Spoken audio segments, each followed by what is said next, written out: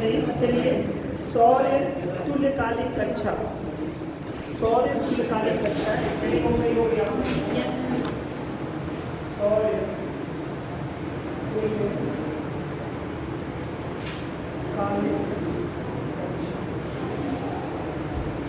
देखिए ऐसा है, ये अभी आप लोगों ने इसके पहले हम लोगों ने देखा भूतुल्यकालिक कक्षा। पहला क्या देखा था कल पहले दोस्तों? जियोसिंक्रोनस।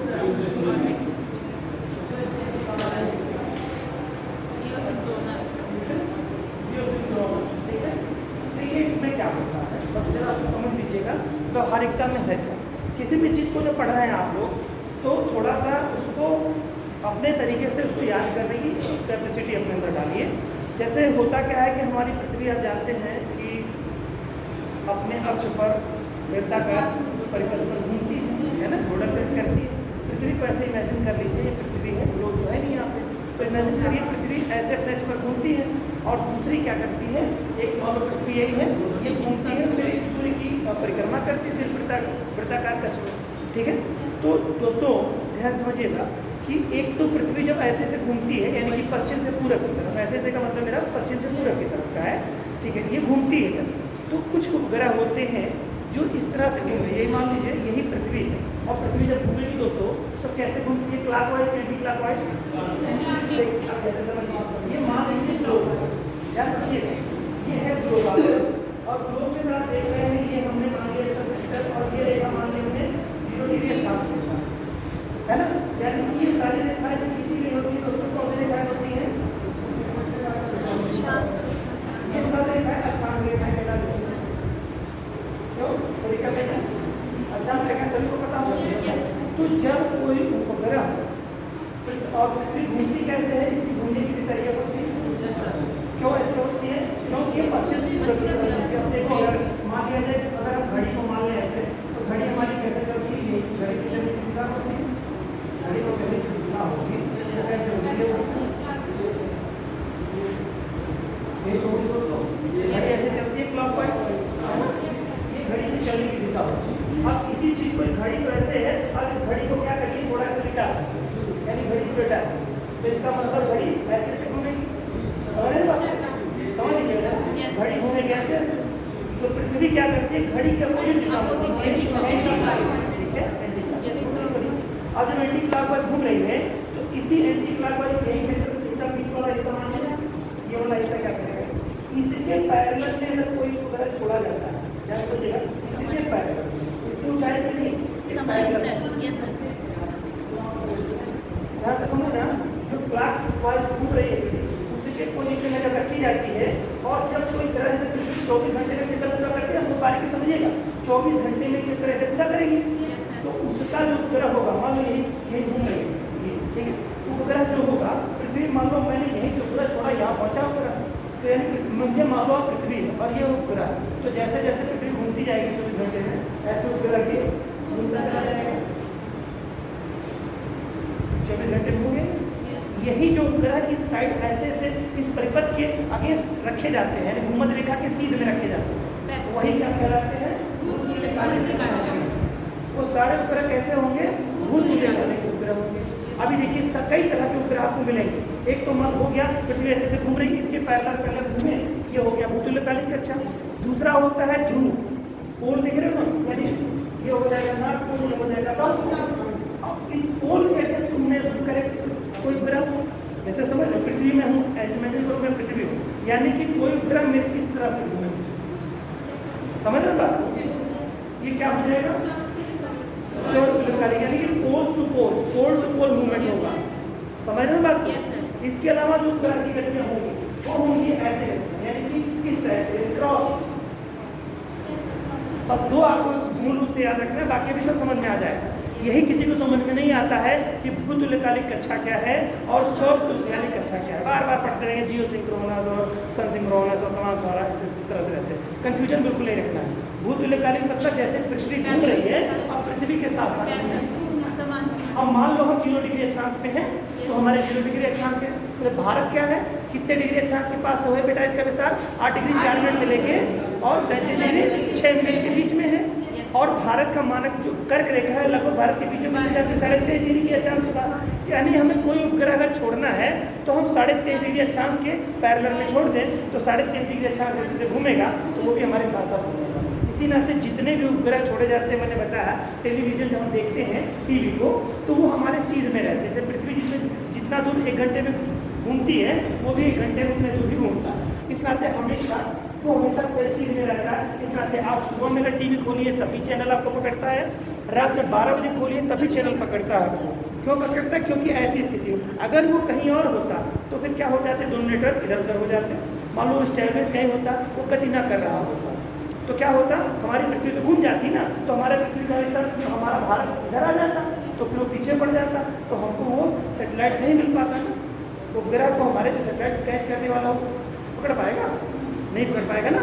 लेकिन देखो कैसे, जब कोई ट्रेन गोल गोल में घूमे तो बाहर की सारी चीज़ें से दिखाई देती है, ऐसे से दिखाई। लेकिन अगर यही चीज़ें गोल गोल ना घूमे, सीधे चले जाए तो हमें कुछ चीज़ें देखने के बाद नहीं दिखाई देती है। तो नहीं दिखाई देती है, नहीं हमारा कनेक्शन से नहीं बन पाता है। ये तो होता है कि जब हम सीधे ट्रेन जाती है तो क्या रास्ता में छोड़ते चले जाते हैं, तो उनसे कनेक्टिविटी नहीं बन पाती। लेकिन यहाँ सारे उपग्रह हैं, कृत्रिम उपग्रहों की बात हो रही है। तो कृत्रिम उपग्रह का अगर संबंध टूट गया पृथ्वी से तो फिर वो आपको एग्जैक्टली वो चीज़ें नहीं मिल पाएंगी। समझ में आ रही है बात? तो ये हो गया आपको उपग्रह की कक्षा। और सूर्य तुल्यकालिक कक्षा यानी पोल टू पोल जो मूवमेंट होती है, मतलब पोल टू पोल जो घूमेगा कोई उपग्रह, पोल का मतलब मेरा south pole north, pole to pole यानी उत्तर दक्षिण ध्रुव की तरफ जो घूमेगी, जो उपग्रह घूमेगा वो सूर्य कक्षा होगा। क्या हो गया? समझ ऐसे बढ़िया है ना। देखो ऐसा बेटा ना, सबसे ज़्यादा इम्पोर्टेंट पढ़ाई तुम्ही लोगों के लिए है। सबसे ज़्यादा इम्पोर्टेंट पढ़ाई तुम्ही लोगों के लिए है। इसको तुम लोग अगर समझोगे तो उन्नति कर पाओगे। देखिए किसी भी काम को करने के पीछे का मकसद होता है। जैसे कोई बच्चा बदमाशी करता है तो उसके पीछे मकसद होता है, वो नहीं करना चाहता, उसके पीछे का मकसद उसे काम कराता है। जैसे उसको आना चाहिए कि क्लास में हम सबसे ज़्यादा हीरो बने, तो क्या करेगा, कुछ ना कुछ बोलेगा तभी तो हीरो हाईलाइट बनेगा। उसके पीछे का मोटिव, लेकिन उसको समझा दिया जाए कि बेटा इससे फ़ायदा कम नुकसान ज़्यादा है।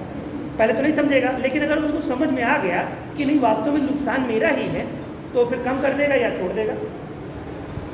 समझ रहे? तो मैं कहना क्या चाह रहा हूँ, आप सभी लोग यहाँ आते हो अपने आप को जैसे हम लोग आए भीग के चले रहे। मैं अपनी अकेडमी में भीग के कभी नहीं पढ़ाया, और मुझे यहाँ पढ़ाने का कोई शौक, मैं बताऊँ जिस हिसाब से राजनीति चल रही है फालतू की, मुझे बिल्कुल पढ़ाने का यहाँ मन नहीं कर रहा है। लेकिन मकसद क्या है कि जब चैलेंज हो तो उसको एक्सेप्ट कर लेना चाहिए। समझ रहे हो ना? चैलेंज क्या है कि बच्चे जैसे हैं, पहले बहुत थोड़े बच्चे थे, बहुत कम पढ़ते थे, अभी क्या है कि उसको एडमिनिस्ट्रेटिव जो भी इकाइयाँ हैं वो शायद चीज़ों को किस तरह से समझ रही हैं, किस तरह नहीं समझ रही हैं। बहुत तमाम सारे लोग हैं जो इसको समझ नहीं पा रहे हैं। क्योंकि ये सारे बच्चे आते हैं पढ़ने के लिए, तो इनका एक चैलेंजिंग वर्क मिला है, तो चैलेंजिंग वर्क किया जा रहा है। बाकी हम लोगों का कोई इंटरेस्ट, जहाँ ज़्यादा पॉलिटिक्स हो जाए वहाँ से टीचरों को हमेशा दूर हो जाना चाहिए। आपने देखा होगा छात्र संघ के चुनाव, आप लोग AP में पढ़ने वाले बहुत सारे बच्चे यहाँ बैठे होंगे, यहाँ छात्र संघ चुनाव होता है, कोई टीचर कभी देखिए इन्वॉल्व नहीं होता। वो हमेशा क्या करता है, दूर रहता है, नेता लड़ाई करे या जो विकास की बात करे, जो भी बात करे, टीचर हमेशा अपने आप को साइड रखता है। यहाँ पे मैं कहना चाह रहा हूँ कि आप सभी लोग यहाँ पे जान नहीं पा रहे कि एक्चुअल में हमें करना क्या है और हम किस मकसद के लिए जुड़े। आगे मुख्यमंत्री महोदय का जो महत्वाकांक्षी जो ड्रीम है कि हर गरीब बच्चे तक ये शिक्षा पहुँच पावे, वो मकसद भी हो जाएगी जब आप लोग समझ नहीं पाओगे कि एक्चुअल में हो क्या रहा है और करना क्या है। लॉलीपॉप से सिर्फ हंसने से, आपने कभी भी क्लास में देखी होगी, मैं क्लास बोरिंग नहीं करता। बोरिंग नहीं करने का मेरा मतलब है कि क्लास में तथा, अभी देखिए मैंने इतनी बात बता दी, अब आप इसको जो भी मैं परिभाषा दिखाऊंगा सब समझ में आएगा। तो कॉन्सेप्ट समझना सबसे ज़्यादा जरूरी है। कॉन्सेप्ट समझिए, किसी भी टेक्स्ट बुक उठाओगे, कहीं कोई टीचर कुछ बताएगा, समझ में आएगा। अब कोई बोलता है सन सिंक्रोनस, आपको समझ में आ रहा है कि ऐसे घूमेगा, पोल टू पोल घूमेगा, कुछ भी बोलता है वो नहीं बताएगा पोल टू पोल आपको। कारण क्या है कि कोई भी ज्ञान अपना देना नहीं चाहता है, या बहुत सारे लोगों को आता ही नहीं है। तो मुझे टिप्पणी नहीं करनी चाहिए किसी चीज़ पे लेकर के, लेकिन वो देना भी नहीं चाहते, क्योंकि ज्ञानी आदमी अपना ज्ञान बहुत थोड़े थोड़े अंशों में देता है। लेकिन जब कोई देता है तो उसको बहुत अच्छे से हम लोगों को लेना भी चाहिए। तो ये सब चीज़ें, फालतू की चीज़ें जो हो रही हैं, आप लोग इन लोगों को अपने आप को, अधिकारों को समझिए और अच्छे से अपने आप को क्लासेज को अपडेट करिए। भीगते हुए आते हुए यहाँ से बहुत सारी चीज़ें देखते हो, तो कम से कम इस चीज़ को समझो कि कौन क्या है कौन क्या नहीं। क्योंकि आप लोग इतने बड़े हो चुके हो कि अनुभव आपके पास है कि अपने अधिकारों के प्रति सजग हो, है ना। अधिकारों का मेरा मतलब है कि पढ़ने आते हो, यहाँ पर यही मकसद होना चाहिए, वरना यहाँ पर जैसे पॉलिटिक्स हो जाएगी, दुनिया भर की नेतागिरी हो जाएगी, अभी हम लोगों का 3 सालों का एक्सपीरियंस है, मतलब इस कोचिंग में, और 10 सालों का अपनी कोचिंग का एक्सपीरियंस है। और आपको दिखता हो 10 मिनट में हमारे आज का टॉपिक बता के चले, अब चाहे तो इसी में लेक्चर दे दे, खत्म कहानी। लेकिन हम इसके आगे की बहुत सारी चीज़ें भी आपको बताएंगे और सारी चीज़ें आपके कॉन्सेप्ट भी क्लियर होंगे। मेरा मकसद यही है कि सभी लोग आए हो, अपने हितों को समझो, वरना जाने तो 4 महीने बाद आप सब रिजेक्टेड हो जाओ, क्योंकि सत्र आगे बढ़ जाएगा और फिर इसके बाद में सारी पॉलिटिक्स के सारी चीज़ें हो जाएंगी। तो यहाँ पर क्या है, पहले तो अब हम लोगों से कोई पूछेगा कि भाई आप कैसे हो, किसी के बारे में आप सारा एग्जाम को तो बच्चे बताएंगे। मुझे नहीं लगता कि शायद ही कोई एक बच्चे हो जिनको बातें समझ में आती हो, पढ़ाते हो। कोई टीचर, कोई बच्चा है जिसको ना समझ में आता, ईमानदारी से बताया, मैं बुरा नहीं मानता। कोई बच्चा है क्लास में जो मेरी क्लास उसको समझ में आने में दिक्कत हो रही हो, कम आती है समझ में आती है, हाँ? नहीं, पढ़ने की बात नहीं है, पढ़ना मेरे मैं बात ये कर रहा हूँ, आती है कि नहीं समझना। किसी को नहीं आती, तुमको नहीं आती क्या? आती है।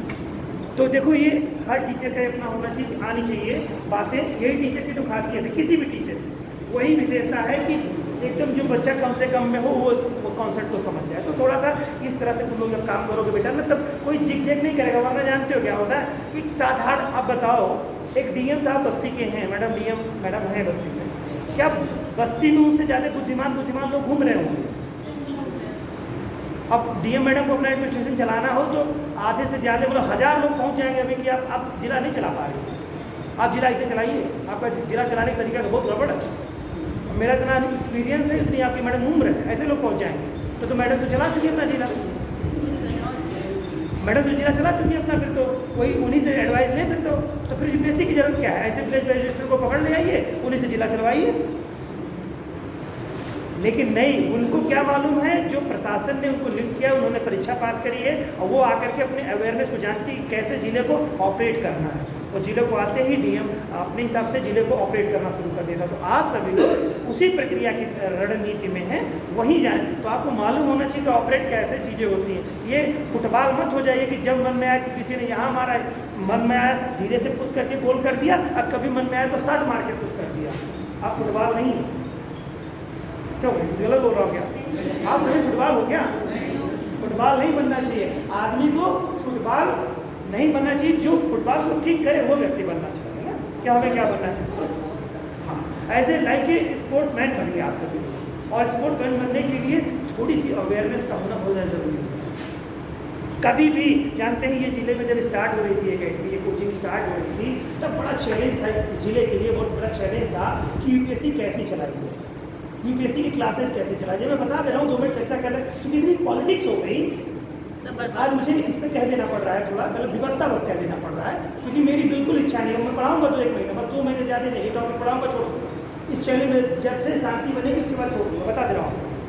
इस पर इतनी ज़्यादा खिचड़ी पका दी, इतनी ज़्यादा पॉलिटिक्स, जिसका अब जब जिला चल रहा था ना, ये यूपीएससी के लिए क्लास के लिए, ये जब 2000 में जब ये स्कीम आई, 2020-21 में, ठीक है, तब ये स्कीम कैसे क्रियान्वित हो, एक बड़ा चैलेंज था एडमिनिस्ट्रेटिव अधिकारियों के पास, बड़ा प्रॉब्लम थी कि कैसे किया। तो जिले में बहुत सारे बुद्धिजीवी, आज की डेट में देख रहे हैं बहुत सारे बुद्धिजीवी आ रहे हैं, आपको वो हमसे भी योग्यता पूछ लेते हैं। एक सज्जन ने तो लिख दिया ग्रुप में कि आप अपनी योग्यता बताइए। तो भाई ऐसे लोगों से बात करना बेकार ही है कि ऐसे लोगों से क्या बात करें। मैं पूछ लूँ आपसे, आप बता रहे हो जवाब तो आप योग्य हो, मेरे विद्यार्थी बनने लायक हो। तो ऐसे लोग पूछ लेते हैं जिनको कोई भी तरीका तमीज़ नहीं है कि किस तरह से किसी टीचर से कैसे बात करते हैं। भाई ठीक है, कोई टीचर बहुत अच्छा हो सकता है, कोई टीचर थोड़ा कम अच्छा हो सकता है, लेकिन आपको किसी से ये पूछने का, मैं तो कभी नहीं किसी टीचर के बारे में बोला, मैंने क्लास में कभी बोले टिप्पणी किया गया किसी टीचर को लेकर के। मैंने सिर्फ बोला जैसे क्लास देखिए शांत कितना अच्छा लग रहा है ना, आप सभी लोगों को मज़ा आ रहा होगा। किसी दिन जब आपकी मुलाकात करने की मर्जी होती है तभी आपको बुरा लगता है कि यार बोलने नहीं देता है बंदा है, मतलब हद हो गई, मेरी आवाज़ दबा दिया ऐसे, तो गुस्सा तभी लगती होगी, बाकी टाइम नहीं बुरा लगता होगा। तो कभी कभी दबे रहेंगे तभी विकास करेंगे, जब आप सुनेंगे तभी तो लोगों को सुनाएंगे। अभी कहीं बात होने लगेगी और जब वहाँ पर सारे बुद्धिजीवी बैठे होंगे और जब वहाँ भूतुल्यकालिक कक्षा और सूर्यतुल्यकालिक कक्षाओं की बात होने लगेगी, तब वहाँ पे आपको सब सुनेंगे, तब आप वहाँ अब बोलिए, तब भाग लेंगे पिछवाड़े से, तब भागना नहीं पड़ेगा, अगर पड़े रहेंगे तब वहाँ जवाब दे लेंगे आप। तो बात ऐसे इस तरह की चीज़ें चलने लगती हैं। तब जब यूपीएससी क्लास की बात हुई तो मैं बिल्कुल इच्छुक नहीं था, क्योंकि मेरी खुद की अकेडमी चलती थी और मैं खुद जॉब में था, तमाम सारी चीज़ें थी, तो मुझे कोई टाइम की मतलब वो नहीं। लेकिन बड़ी रिक्वेस्ट के बाद मैं इस एकेडमी को मतलब इस क्लास को यहाँ पर अभ्योदय को चलाने की कोशिश की। शुरुआती दौर में बच्चों का इंटरेस्ट सिर्फ टैबलेट पे था, सिर्फ टैबलेट पे, टैबलेट मिल जाए चलो अभ्योदय में पढ़ लें, बस टैबलेट ले लें। पहले मंशा ये थी टैबलेट की, फिर दूसरी बार आगे चलने के बाद में टैबलेट से मंशा बढ़ी, दूसरा सत्र आया, 2 साल हम लोगों ने पढ़ाया, अब तीसरा सत्र, ये तीसरा वर्ष है अभ्योदय में पढ़ाने के लिए। और हम लोगों ने पढ़ाया, बहुत अच्छे अच्छे बच्चे भी थे, ईमानदार थे, क्योंकि पढ़ाई के प्रति अच्छे का मतलब ईमानदार, जो ईमानदार है वो अच्छा, पढ़ाई के प्रति जो ईमानदार हॉनेस्ट है वो अच्छा बच्चा, क्योंकि धीरे धीरे ही आएगा, किसी को 1 साल में आ जाएगा, किसी को 2 साल में आएगा, बस अंतर इतना होगा, हॉनेस्ट है तो। हम लोगों ने यहाँ तक ऑपरेट कर लिया। आज आप लोग देख रहे हैं, वैसे में आप लोगों को भी अच्छा लगता होगा जब आपकी बहनें यहाँ बैठ जाएंगी, तब अभ्योदय में आप भेजना चाहो। अगले साल अगर मान लो आपको सिस्टर हो, छुट्टी हो, अगले साल आ रही हो, तो आप कैसे इसको भेजोगे? आप तो तभी भेजोगे ना, बड़ा सख्त टीचर है, मतलब बंदा बोलने नहीं देता है, सिस्टर को भेजो। लेकिन अगर खुरापात करते रहोगे क्लास में, तो आप खुद अपनी सिस्टर को नहीं भेजोगे, अभ्योदय नहीं भेजेंगे, प्राइवेट कोचिंग भेजते है कि नहीं है भाई? रियलिटी है कि नहीं है? तो इस नाते मेरा मोटिव सिर्फ रहता है क्लास का एनवायरनमेंट बहुत बेहतर बना है, ये मतलब। तो इसके बाद से क्लासेस सब लोग चलने लगी हैं, और बहुत सारे लोग होते हैं कितना मेंस दिया, कितना इंटरव्यू दिया। अगर हम लोग मेंस दें, अगर मान लो हमने 10 मेंस दिया, मान लो 1 मिनट दिए, उससे कोई फर्क आपको पड़ता है? आपको अगर हम समझा नहीं पाते कोई फर्क पड़ता है? हम 50 मेंस दिए हो, हम जब से पैदा हुए पढ़ाई के बाद की स्थिति में बात कर रहा हूँ, तब से हम मेंस दे रहे हैं, कोई मतलब है? जरा बताइए आप उसका मतलब। सिर्फ शिक्षक का योग्यता का वो होता है कि कॉन्सेप्ट, जो टॉपिक है, जो चीज़ें हैं, वो बच्चे को कन्वे कर पा रहे हैं कि आप नहीं कन्वे कर पा रहे हैं। यही अगर संप्रेषण आपका बेहतर हो गया ना, तो संप्रेषण आपका अगर ठीक है, तो हर आदमी, हर जड़ से जड़ बच्चा आपका विकास कर जाएगा। तो ये तमाम सारी चीज़ें चुनौतियाँ रहती हैं। आप सभी लोगों को अच्छा नहीं लगता है कि जब ये सुनने में आता है यूपीएससी के बच्चे, आप BA first year, second year, third year के बच्चे होते तो समझ में आता, लेकिन आप सभी लोग मतलब एक तरह से बुद्धिजीवियों का अपना परिचय देते हुए आगे उन्नति की चीज़ें इसमें करें। और फालतू की चीज़ों से आप लोग जब इसमें इन्वॉल्व रहेंगे तो मज़ा नहीं आएगा।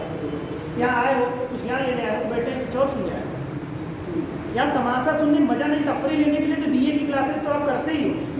आप BA में और LLB की क्लासेस में तफरी ही करते हो, सभी लोग करते थे, हम लोग भी करते थे, क्योंकि समझ नहीं, हम लोग भी करते थे। ऐसा नहीं है कि मतलब कुछ चीज़ें नहीं होती थी। पीछे से बोल दिया, टीचर ने पूछा क्या हो, अरे हो, टीचर भी नहीं इंटरेस्ट लेता था, वो भी हंस लिया उसी में, और 2-3 बार बोले, टीचर बोला नहीं, बादशाह ने आपको समझिए क्लास का बादशाह हूँ मैं। ये गलत था, टीचर ने, और पता टीचर पढ़ा के चले गए, समझिए नहीं आया, पढ़ा के गए, बस इसी में खुश थे कि आज क्लास में मैंने मजा लाया कि नहीं मैं, तो पता चला बहुत मजा आया, 2-3 लोग पीठ तक पाते हैं, तो वो बस यही क्लास में हो जाता था। फाइनली ये पता नहीं चलता था पढ़ाया क्या।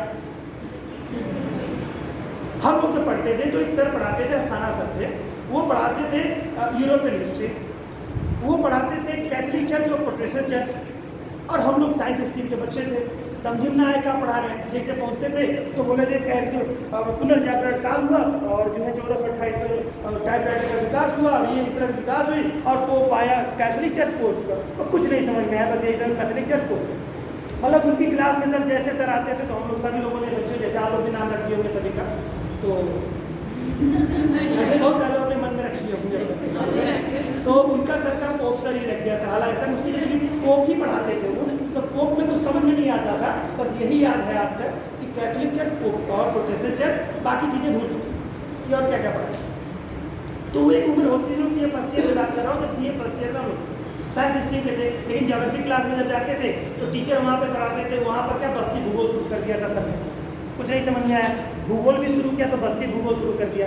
एक सर हम लोगों के थे, यादव सर थे, बहुत छोटे, जिनकी हाइट टोटल इतनी बड़ी थी, और वो आके क्लास में मतलब उन्होंने पढ़ाना शुरू किया जो है फिजिकल ज्योग्राफी।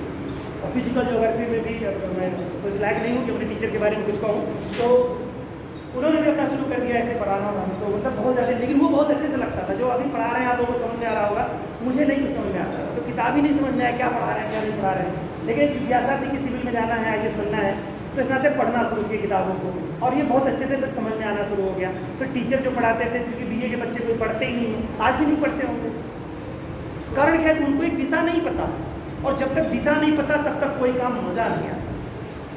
लेकिन चोर कितना ईमानदारी से अपना काम करता है, बड़ी सफाई से काम करता है, 1 सेकंड भी इधर का उधर हुआ तो बहुत बात है, इस नाते बड़ा सफाई से काम करता है, मतलब भनक भी नहीं लगी, पेन निकल के आपको उसके हाथ में आ जाएगा। सीखिए उसी से, चोर से सीखिए कम से कम बेचारा इतना बहादुरी का काम कर रहा है कि अपना काम तो अच्छे से कर ले रहा है, नहीं करेगा तो बहुत मारा जाएगा, धुन के मारा जाएगा। तो कम से कम उनसे हम सीख तो सकते हैं। मैं गलत बात सीखने की नहीं बात कर रहा हूँ, कहीं कहीं उसमें भी दिमाग लगता है। किसी चीज़ को चुराना, किसी चीज़ को करना, ये बहुत बड़ा क्रिएटिव काम है, लेकिन दुर्भाग्य से गलत काम है। क्रिएटिव है लेकिन दुर्भाग्य से गलत है। अगर यही क्रिएटिविटी हम अपने जीवन में और चीज़ों में ले आए तो हम रोशनी चिराग हो जाएंगे, बहुत सारे लोगों की आंखों के तारे हो जाएंगे, माँ बाप से ले करके और हमारे जानने वाले से। एक फ्री निकाल दीजिए, अभी देखिए गोद में सब खिलाएंगे, और 2 फ्री के बाद मेंस में इंटरव्यू देके अगर कहीं चले आए तब तो फिर समझ लो सीट पर बैठा लेंगे। ये रियलिटी है, लेकिन उसको समझने और उसको करने की आवश्यकता होती है। तो सभी लोग थोड़ा सा समझ करके कार्य करिए। ये पॉलिटिक्स का रचना थोड़े ना केंद्र बना हुआ है कि आपसे कोई पूछे क्लासेज में कैसे क्या है एनवायरनमेंट। आप अपनी बात को सशक्त तरीके से रखिए, सशक्त तरीके से जो भी सही लगता हो। मैंने कभी नहीं कहा किसी चीज़ को लेकर के, लेकिन अपने हितों को भी बहुत सजग रखिए, क्योंकि बहुत चालाक आदमी कुछ नहीं कर पाता। बात समझ रहे हैं? अति बुद्धिमान व्यक्ति जीवन में कभी कुछ नहीं कर पाता है, जो सीखता है। जैसे गांधी जी, आप लोगों ने पढ़ा होगा कि पुस्तक आपने देखी होगी बचपन में, मुझे लगता है हाई स्कूल इंटर में किताब थी गांधी जी की, उसमें उन्होंने एक शब्द कहा था कि किसी बच्चे ने कहा मिठाई खाना बुरी बात है या बिस्किट खाना, कुछ इस तरह का चक्कर था। कौन सा चक्कर था भाई? तो वो कहते कि मिठाई खाना बुरी बात है, तो पूछता आके गांधी जी से कि भाई क्या मिठाई खाना गलत बात है क्या? तो गांधी जी को जवाब ही नहीं देते उसका। अगली बार खुद मिठाई अपनी छोड़ते हैं, क्योंकि गांधी जी खूब मीठा खाते थे। तो पहले अपनी मिठाई छोड़ते हैं, फिर कहते हैं हाँ मिठाई खाना बुरी बात है, गुड़ खाना जो भी था। तो गुड़ खाना बुरी बात है। पहले गांधी जी खुदे गुड़ खाते रहे होंगे, 2-4 खा लेते रहे होंगे। तो उस लड़के ने जब पूछा तो कहा भाई बुरा तब है कि जब मैं खुद छोड़ दूँ तब, यानी कि जब छोड़ नहीं सकते तो बुरा नहीं, मतलब बुरा कैसे, हम किसी को मना कैसे करें। तो ये चीज़ें जब थोड़ी सी दिखेंगी ना दोस्तों तो प्रोग्रेस होगा। जब टीचर कोई आपको डांटे, देखिए सबसे बड़ी समस्या आ जाती है, आप रोड पे पुलिस वाले भी डांटते नहीं। आप जरा समझिएगा, एक पुलिस वाला भी कभी जब आपको बदमाशी करते हुए पकड़ता है, जरा इस मार्मिक शब्द को समझिएगा कि जब पुलिस वाला हमको कोई बदमाशी हम कर देते हैं तो कभी किसी पुलिस वाले ने नहीं कहा बेटा, मोस्टली मैं नॉर्मल बात कर रहा हूँ, अपवादिक होगा 1000-2000 में कहीं किसी से कह दिया हो, तो कभी नहीं कहता बेटा भाग जाओ वरना पुलिस पकड़ ले जाएगी, FIR होगा, जेल चले जाओगे, कैरियर खराब हो जाएगा।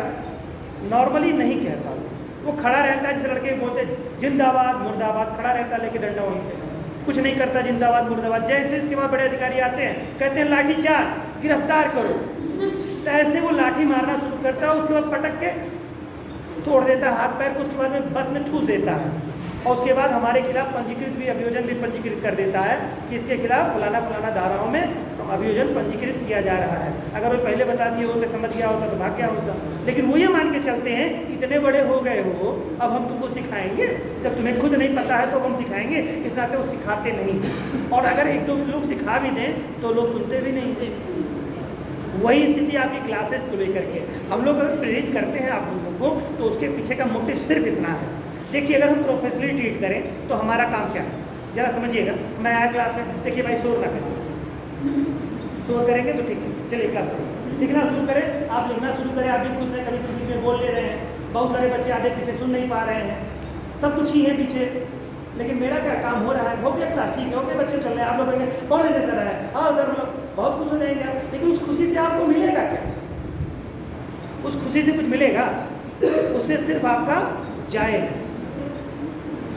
तो इस नाते बहुत आज़ादी मत ढूंढिए, थोड़ी सी मतलब चीज़ों को अगर कोई डांटता है आपको, ये आपका सौभाग्य है, कोई आपको अपना समझता है तभी डांटता है, वरना कौन जाता है? अब सबसे पूछने लगो कोई जाएगा? अभी ट्रेन के सामने आप चले जाओ तो 10-20 लोगों के अलावा कोई चिल्लाता नहीं, लोग देखते हैं, वीडियो बनाना शुरू करते हैं, ये मरने जा रहा है, रेलवे से भी कटेगा,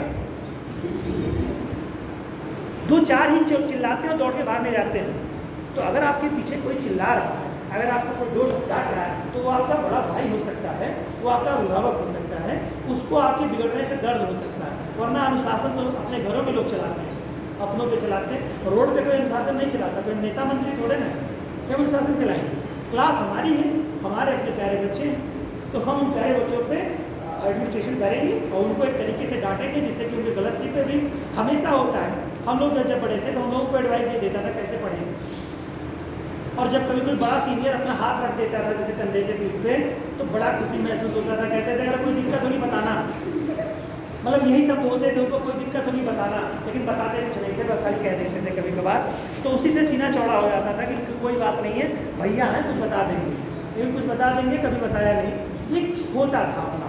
जब आप कभी महानगर दिल्ली वगैरह पैसा जब कुछ थोड़ा कलेक्ट हो जाए तो मोबाइल नहीं खरीदने से पहले पुरानी से ही काम चलाओ, दिल्ली एक बार घूमाओ और वहाँ जाओ कि माहौल देख करके आओ पढ़ाई वढ़ाई कैसे होती है, तब आपको एहसास होगा कि वास्तविकता ये है कि एक गार्जियन का होना बहुत ज़्यादा ज़रूरी है। और एक गार्जियन जब आपके साथ रहेंगे और आपको समय समय पर डांटते रहेंगे तो कुछ नहीं 40-50% तो आप अचीव ही कर जाओगे, और 40-50 जब कर लिया तो फिर बाकी आगे मेहनत करके हुए 1 सालों में अगले सालों में आप लोग प्राप्त कर जाओगे।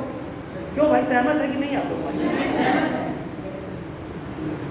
जो नहीं सहमत है उसको भी सहमत होना चाहिए, सत्यता यही है। क्योंकि इसके अलावा कोई, क्योंकि एक युवावस्था में बात समझ में नहीं आती, और जब वक्त बदल जाता है ना तो भीख मांगना पड़ता है। यू नो दैट, भीख, कटोरा लेकर के भीख मांगना है नहीं, अभिभावक से कपड़े मांगना पहनने के लिए, वो भी भीख ही है। जिस दिन वो चाहे उस दिन खाना ना दें आपको तो मोहताज हो जाओगे आप। कोई दोस्त यार याद नहीं आएगा, 2-4 दिन 10 दिन महीना खिलाने के बाद वो भी छोड़ दे जाएगा।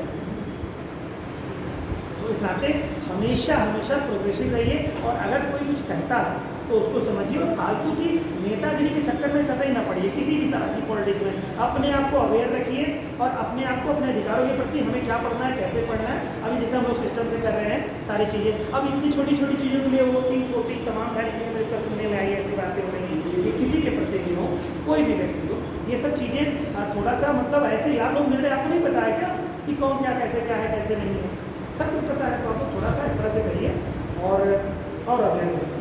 और ये सब चीज़ें क्लासेस में ऐसे होंगी ना तो बाकी के लोग आपसे आनंद लेके चले जाएंगे, नुकसान आपका होगा, विद्यार्थियों का नुकसान होगा। तो ये चीज़ें हैं। बाकी फालतू जैसे आप लोग कहीं नहीं बैठे हो तो ऑनेस्ट बच्चे सभी लोग हो यहाँ पे, कोई बच्चा ऐसा नहीं होगा जो ईमानदार रहो, जैसी ना जाना, कुछ ना कुछ तो पढ़ना ही चाहता है। बाकी बहुत सारे वांटिंग एलिमेंट्स आते रहेंगे जाते रहेंगे, और जब सीमित कक्षाएँ हो जाती हैं तो ठीक है, उसमें क्या होता है वो लोग भी देख करके प्रेरित होते हैं। डेली आना डेली जाना, अनुपस्थिति का एक आलम कम से कम होना चाहिए, कम से कम अनुपस्थिति होनी चाहिए। तो ये सब चीज़ें भी बहुत सारे मायने, जैसे बच्चे देखें काफ़ी मेहनत करते हैं, सुबह में आ जाते हैं और शाम को शायद 8 बजे तक 9 बजे तक घर पहुँचते हैं, 8 बजे 7 बजे जाता होगा इनको क्लास में आने के लिए। मैं भी जब पढ़ता था तो मेरे साथ एक मेरा मित्र था, वो जाके स्टेशन पे क्या करता था, फिर मैगजीन पढ़ता था, और शाम को ट्रेन उसकी 5 बजे हुआ करती थी, घर 7 बजे पहुँचता था।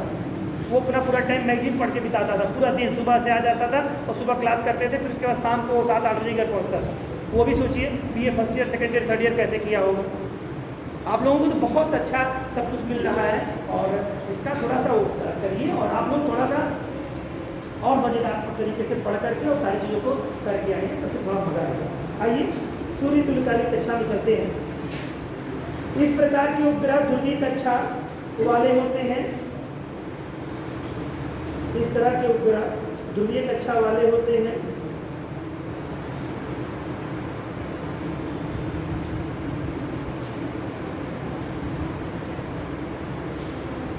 अर्थात ये पृथ्वी के धरातल से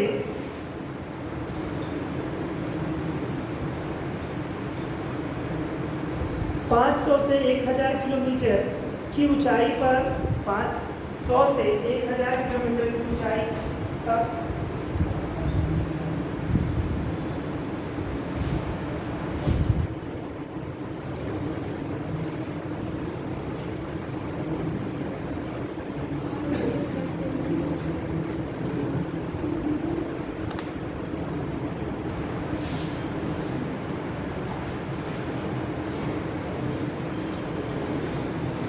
से 1000 किलोमीटर की ऊंचाई पर पृथ्वी के दोनों ध्रुवों, अब दोनों ध्रुव मतलब दोस्तों उत्तर दक्षिण के ऊपर से गुजरते हैं,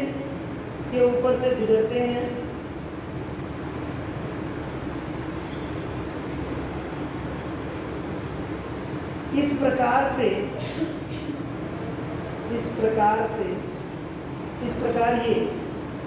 प्रकार ये सूर्य समकालिक होते हैं, इस प्रकार ये सूर्य समकालिक होते हैं, अर्थात इनका कक्षीय प्लेन अर्थात इनका कक्षीय प्लेन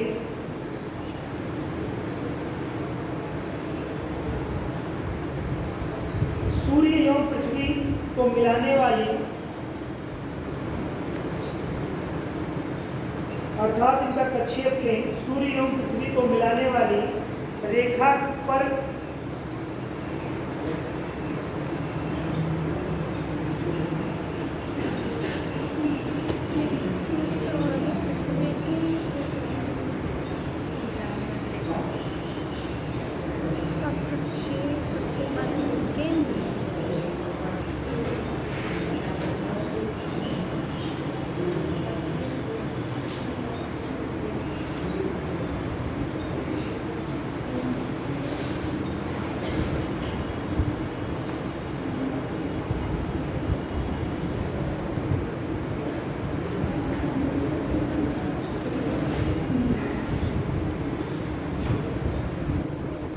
इस प्रकार ये सूर्य समकालीन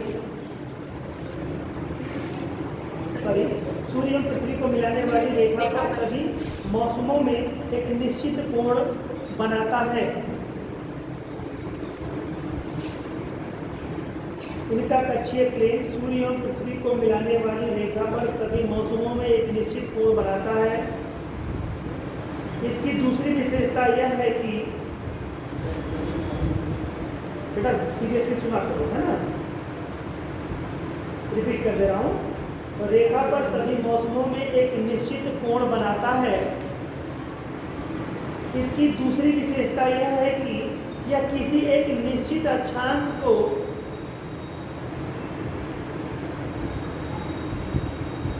एक निश्चित स्थानीय समय पर काटता है, या किसी एक निश्चित अक्षांश को एक निश्चित स्थानीय समय पर काटता है या उससे होकर गुजरता है।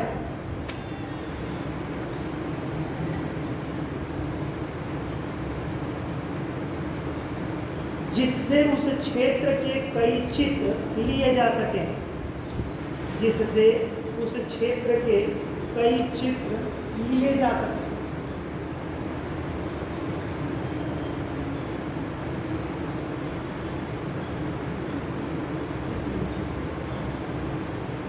जिनकी आपस में तुलना की जा सके, कई चित्र लिया जा सके, जिनकी आपस में तुलना की जा सके।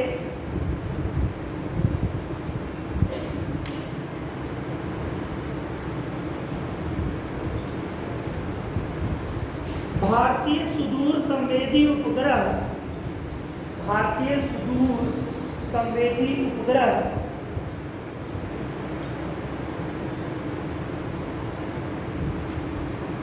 IRS इस श्रेणी के, IRS इस श्रेणी के उपग्रह हैं। अगला है दोस्तों निम्न भूकक्षीय उपग्रह। निम्न भूकक्षीय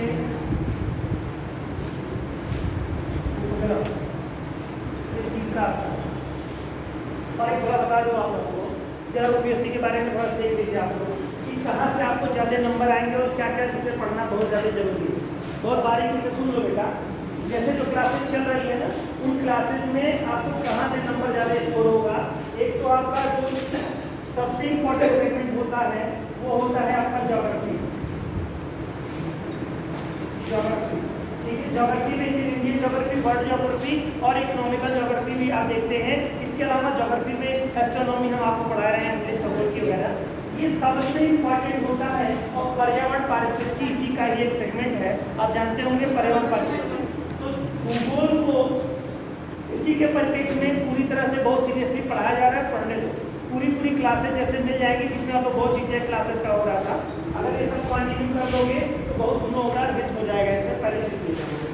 दूसरा आपका जो सबसे इम्पोर्टेंट सेगमेंट, इसके बाद जो बच्चों को कठिन होता है, स्कोरिंग भी करता है, वो हो जाता है इकोनॉमिक्स का हो जाता है। इसके अलावा पॉलिटी, पॉलिटी भी बहुत ही इंपॉर्टेंट सेगमेंट आपका है जो ज़्यादा नंबर स्कोर करता है। लेकिन खिस्सा रामायण सुनने से नहीं, जब तथ्यात्मक चीज़ें आपको आर्टिकल में आपको 2-3 लेक्चर दिए थे ना, किसी भी बच्चे को अगर वही 2-3 लेक्चर पता होगा, वो कभी भी कोई परीक्षा उठा ले, कोई प्रश्न पत्र उसमें से अगर उसने तैयार किया है तो जरूर 2-4 क्वेश्चन उससे मिल जाए।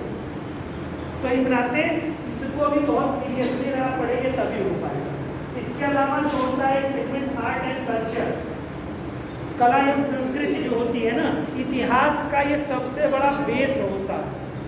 भाई किस शासक ने कौन सी कला, मंदिरों की जो कलाएं हैं, हिस्टोरिकल जो ऐतिहासिक इमारतें हैं, बिल्डिंगें, उनकी जो अपनी जो कल्चर है, उनकी जो सभ्यता है, उनकी जो संस्कृति है, या उनको जो बनाने का जो कला है, जो आर्ट, वो चीज़ें इसमें देखिए। आप देखिए जब राज्यसभा में सदस्य चुने जाते हैं, आपने सुना है कला एवं साहित्य वगैरह के जो सेगमेंट के लोग चुने जाते हैं, है ना, 4 क्षेत्र से लोग जो चुने जाते हैं, विज्ञान है, साहित्य है, कला है और समाज सेवा के क्षेत्र से। नहीं बेटा खेल से नहीं, जो आपका कला होता है ना, आर्ट, उसमें स्कोप, ठीक है, उसमें आता है ये 4 सेगमेंट आता है। एग्जाम में पूछता क्वेश्चन है कि किन किन क्षेत्रों से लिए जाते हैं लोग। तो जो आपका कला आर्ट एंड कल्चर आपका है, तो आर्ट एंड कल्चर में आर्ट मतलब कला किसी तरह, चाहे स्पोर्ट की कला हो, चाहे वो किसी और तरह की कला हो, तो ये सेगमेंट बड़ा इंपॉर्टेंट होता है। अब आप लोग बारीकी ध्यान क्या देना है, मैं बता क्या रहा हूँ आप लोगों को कि अगर ये चीज़ें आपको अच्छे से पढ़ ली, अच्छे टीचर ने पढ़ा दिया, तो यह बात आप ध्यान लीजिए। इसके अलावा भी सेगमेंट इंपॉर्टेंट है, ऐसा नहीं है, लेकिन वो गौड़ इंपॉर्टेंट है। वो 10-10 नंबर, 5-5 नंबर, 8-8 नंबर ऐसे देने वाले हैं। ये झोली भर भर के देने वाले हैं। झोरा लेके जाओ, भर के लेके चले जाओ। जैसे आलू खरीदने, सब्जी खरीदने जाते हो ना, तो क्या वो आलू 2 किलो दो, झोला आधा भर गया उसी में, बाकी इसमें आधा 2.5 किलो टमाटर दे दो, 2 मिर्ची दे दो, ये इस तरह की चीज़ें करते हो। तो ये जो नंबर लेने जाओगे जब ना एग्जाम में, तो ये सेगमेंट आपको वहीं से मिलेगा। और हिस्ट्री का जो पार्ट है वो कई सेगमेंट में बढ़ जाता है। हिस्ट्री बहुत लेंथी हो जाता है तो कई सेगमेंट बढ़ जाता है। आर्ट एंड कल्चर भी उसी का एक पार्ट है। तो यदि आपको ये चीज़ें अगर आप लोगों ने 2-3-4 महीने में अच्छे से पढ़ ली, तो आपके पास लगेगा कि हमारे पास कुछ है। लेकिन इसी में अगर आपने कूद फान मचा दी, तो फिर आप जान लीजिए कि नंबर से आप दूर हो जाओ और आपको फिर थोड़ी असहजता महसूस होगी। तो इस नाते जो क्लासेज हम देखिए, जो भी क्लास पढ़ा रहे हैं, इसमें आप लोगों ने एक चीज़ अगर देखी होगी तो एक सिस्टमेटिक वे से सारी चीज़ें चल रही हैं और यहाँ पर सब कुछ लगभग एक दूसरे से कनेक्टेड है। यही 2-3 एक दिन का और क्लास चल जाएगा, तो अगले दिन हम लोग चंद्रमा पढ़ेंगे। आज की क्लास के बाद थोड़ा सा और अगली क्लास लगेगी, लगभग एक क्लास और लगेगी, यानी कल वाली क्लास, कल मतलब मंडे वाली क्लास जो होगी। उसके बाद ट्यूसडे से हम लोग चंद्रमा पढ़ेंगे। चंद्रमा में 2 डेज लगेंगे, हम 2 दिन, अगर ठीक ठाक से चला सकूँ तो 2 दिन से ज़्यादा नहीं लगना है, तो 2 दिन चंद्रमा में लगेगा। इसके बाद में हम लोग पृथ्वी पे आ जाएंगे, पृथ्वी पे 2 दिन लगना है हमारा। फिर इस तरह से थोड़े बहुत ग्रहों की चर्चा करेंगे। कुछ मिला के अगर हम 7-8 क्लास अगर ले लें तो सब बहुत बढ़िया से हमारा ये सेगमेंट कंप्लीट हो जाएगा। फिर इसके बाद हम लोग आगे बढ़ जाएंगे। फिजिकल ज्योग्राफी में स्थल मंडल चले आएंगे, जल मंडल, वायुमंडल, इनके बारे में हम लोग चले आएंगे। बड़ी सहज हो जाएगी, स्कोर हो जाएगा। इस नाते आप लोग ये फुल क्लासेज चलनी चाहिए और इसमें तैयार भी होना चाहिए आपको। क्लासेस का तैयार, फुल क्लासेस का मेरा मतलब यही है कि ये चीज़ें अगर आपने नहीं अच्छे तरीके से पढ़ी ना, तो फिर समझ लेना कि ज़िंदगी भर वही हो जाता है। एक बार किसी खराब डॉक्टर से इलाज करवा लो तो फिर हमेशा जान लीजिए कि पेशेंट बेकार हो जाता है। उसको PhD कर चुके होते हैं। तो इस नाते ये चीज़ें बहुत दिमाग, और दूसरी चीज़ें पढ़ाना ही कोई काबिलियत नहीं है। इसके साथ, इसको तैयार होने के साथ आपकी साइड वाला जो वर्क है वो भी इस पर बेहतर होना चाहिए।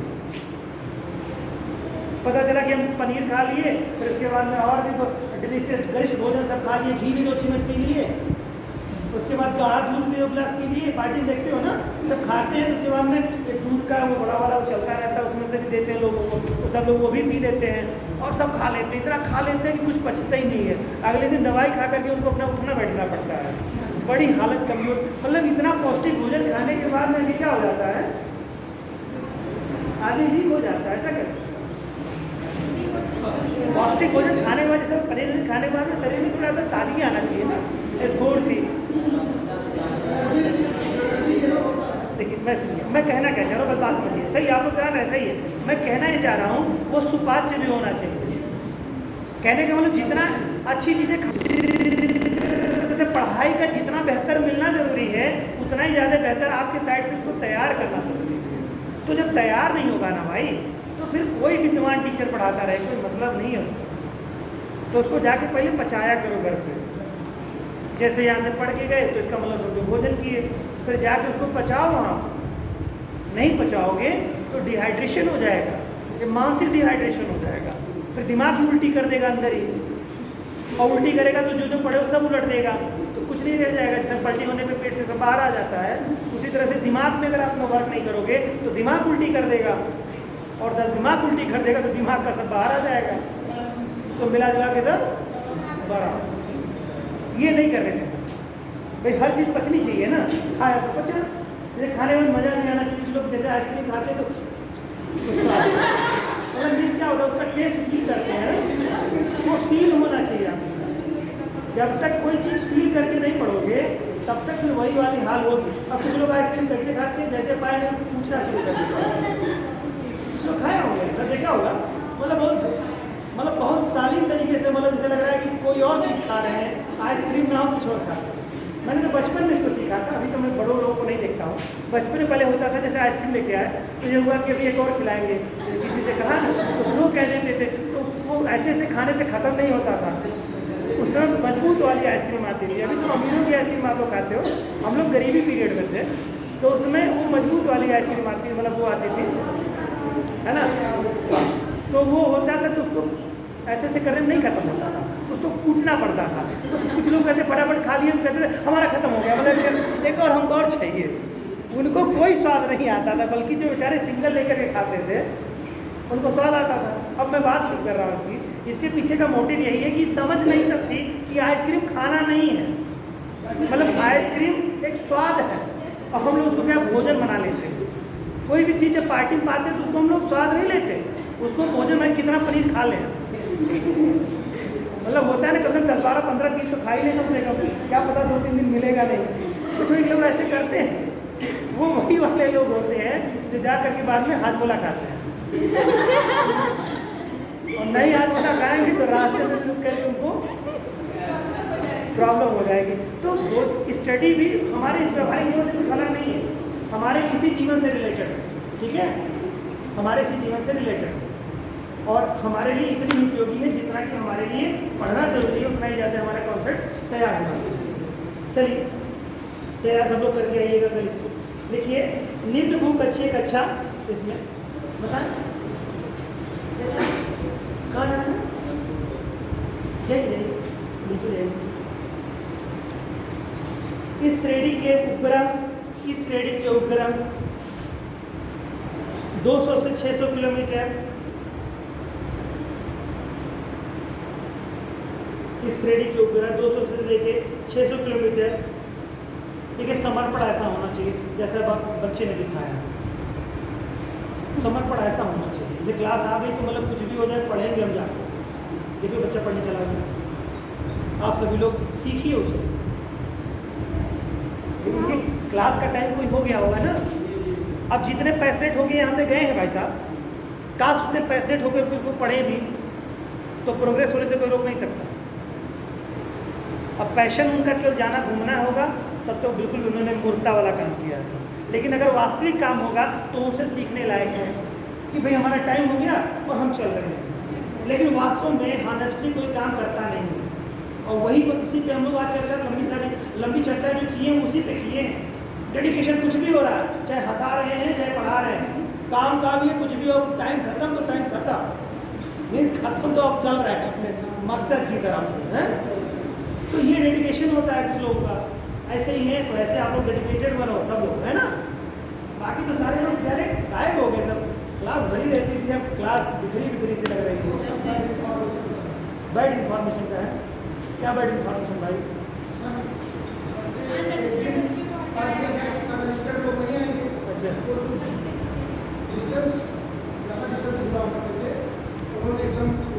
अच्छा ऑर्डर गए बेचारे की, दौड़ना भागना क्या मतलब है, डरने का मेरा मतलब है।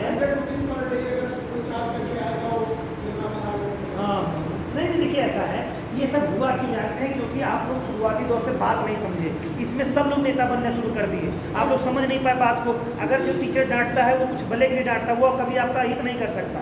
टीचर कभी अहित नहीं सोचता है, बाकी लोग अहित कर देते हैं। मान लो डांटा, सब लोग डर गए, हाँ सब डर, सर से बहुत डरते हैं सब लोग, बस इतना कहलवाने में क्या बुराई है, सब सिस्टम से हो जाते हैं, सब लोग ईमानदारी से पढ़ते, कोई किसी की दिक्कत नहीं होती। अब दुनिया भर की कहानी उसी में सब लोग किए, दुनिया भर के बाहर के लोग भी इसमें राजनीति अपना किए, आधे लोग भाग के बेचारे। बताइए, वो बेचारे आते बच्चे, हो सकता है बहुत सारे बहुत गरीब पृष्ठभूमि के बच्चे रहे होंगे, वो भी चले गए, तो ठीक नहीं है। आप लोग सूचना संप्रेषित कर दीजिए जो जानने को चाहिए।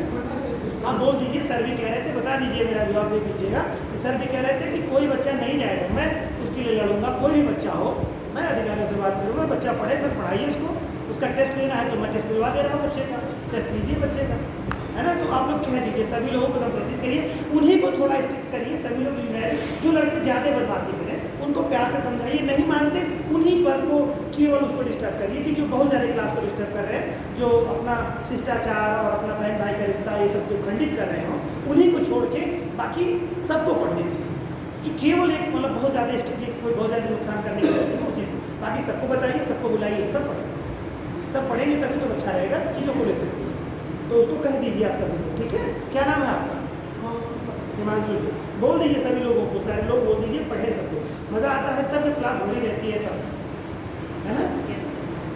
और तब मज़ा आता है कि जब लिख नहीं मिलता है, जगह नहीं मिलती है, तो बहुत मज़ा आता है, गुस्सा भी लगी रहती है, उसका टीचर बोले पड़ा है आपस में, मतलब बहुत गुस्सा कि सर मूड मत खराब करिए,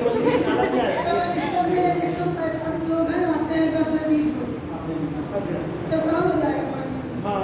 तो वो क्या होता है ना कि जब दूसरी ट्यूशन भरे रहते हैं तो एक तरफ दुख भी होता है, दूसरी तरफ खुशी भी होती है। हम लोग भी जब रहते थे, पीछे मैंने बताया था कि हम लोग तो फीस दे करके दोस्त भर जाते थे क्लास, पीछे आते थे, अब पीछे खड़े होकर दीवार में ऐसे इलाहाबाद में दिल्ली बात करो, इलाहाबाद में तो होगा ही, बहुत होगा, क्योंकि इलाहाबाद में टीचर तो उतना अच्छा व्यवस्था नहीं करते बैठे उठने की बहुत ज़्यादा चीज़ों को। दिल्ली में थोड़ा ठीक है, लेकिन उसमें भी बहुत सारे बच्चे 60 एडमिशन है, उनकी सीट उनके पास है। अब मान लो ये क्लास लोग ले लीजिए, इसमें क्या कैपेसिटी जो भी है 100 बच्चों की कैपेसिटी है मान लो है, अब बच्चे 120 जब आ जाते हैं तो क्या करेंगे, एक दूसरे की गोद में बैठना ही पड़ेगा। अरे मतलब गोद का मतलब आधा शरीर वही रहेगा, बाकी रहेगा वही, मतलब हाथ में वो उनके वाले हिस्से लगे दिख रहे हैं, तो ये उन्हीं के साथ होगा, तो अच्छा रहता है वो, खैर मज़ा आता है पढ़ने में, और वो पढ़ने लिखने का बड़ा एक आनंद होता है, बहुत ज़्यादा ठहर की कुर्सी बैठने में वो भी नहीं आनंद। ठीक है, आइए। तो 200 से 600 किलोमीटर की ऊंचाई पर एक अंडाकार कक्षा में परिभ्रमण करते हैं। 200 से 600 किलोमीटर की ऊंचाई पर एक अंडाकार कक्षा में परिभ्रमण करते हैं। आजकल ज़्यादातर उपग्रह इसी वर्ग में छोड़े जाते हैं। आजकल ज़्यादातर उपग्रह इसी वर्ग में छोड़े जाते हैं।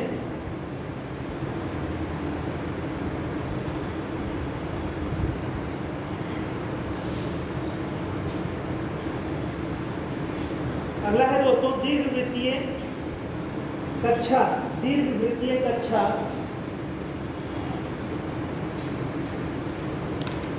वाले उपग्रह, दीर्घवृत्तीय कक्षा वाले उपग्रह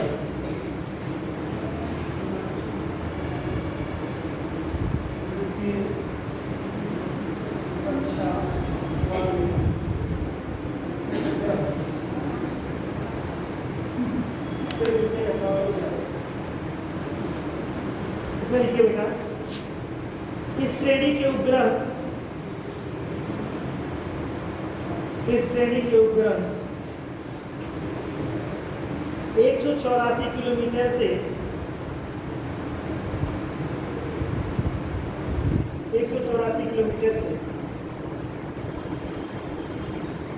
39,834 किलोमीटर की 39,834 किलोमीटर की 39,834 किलोमीटर की ऊंचाई के रेंज में परिक्रमा करते हैं। रिपीट कर रहा हूँ, इस श्रेणी के उपग्रह 184 किलोमीटर से 39,834 किलोमीटर की ऊंचाई की रेंज में परिक्रमा करते हैं। जैसे उदाहरण ले लीजिए, मोलनिया, मोलनिया फर्स्ट, मोलनिया ग्रह है, Molniya first 700, Molniya first 731, 730 Molniya. ठीक, अब ये चीज़ें हो गई यार, और इसके बाद अब तो मुझे लगता है कि ज़्यादातर इम्पोर्टेंट हम लोगों का है भारहीनता वगैरह है। ये प्रश्नों देखिए कुछ चीज़ें ऐसे हैं ना दोस्तों, जैसे उपग्रहों की भारहीनता की स्थिति वगैरह है, पलायन वेग वगैरह के बारे में है, फिर उपग्रह की बंधन ऊर्जा वगैरह है। तो ये मैं जब प्रश्न कराऊंगा क्वेश्चन आपको, तो उसमें मैं आपको समाहित करके बाकी चीज़ें बता दूंगा, वरना थोड़ा लेंदी हो जाएगा। हेडिंग कर लीजिए चंद्रमा, हेडिंग कर लीजिए चंद्रमा,